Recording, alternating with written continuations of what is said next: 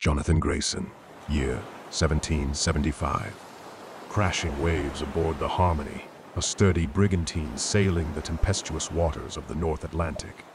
My life had been one of hardship, navigating unforgiving seas and battling storms that could send a ship and its crew to the depths in the blink of an eye. But nothing could have prepared me for what I encountered on that fateful night. The moon hung low in the sky, casting a silvery glow upon the churning waves.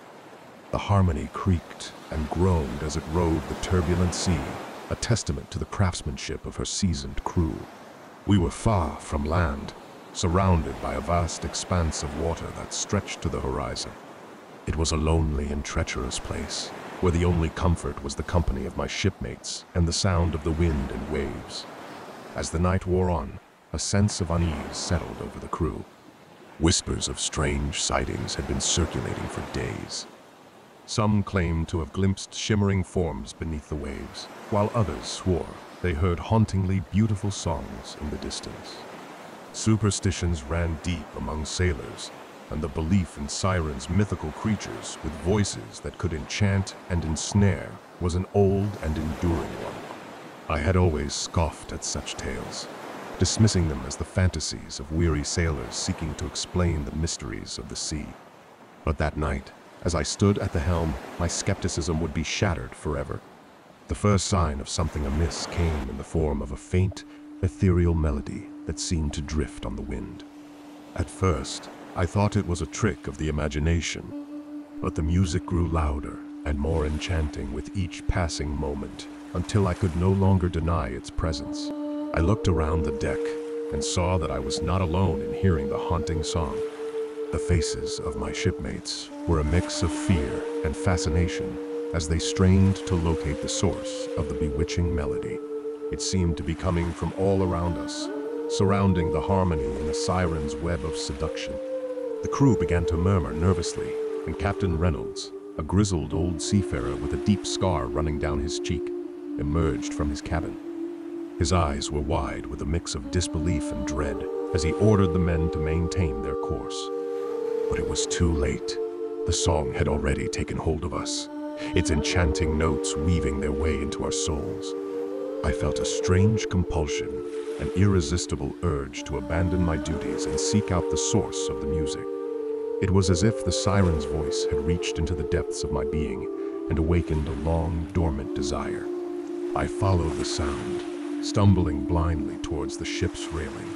The sea churned below, its surface shimmering with an otherworldly light.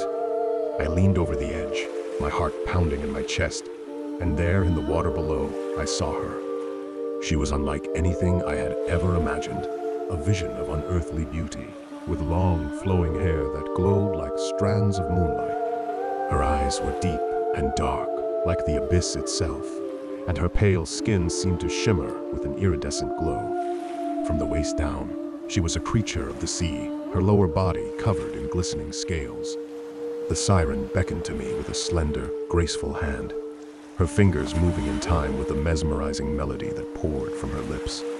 I could do nothing but obey, my feet carrying me closer to the edge of the ship. As I leaned further over the railing, the siren's song grew more intense, its beauty and power overwhelming.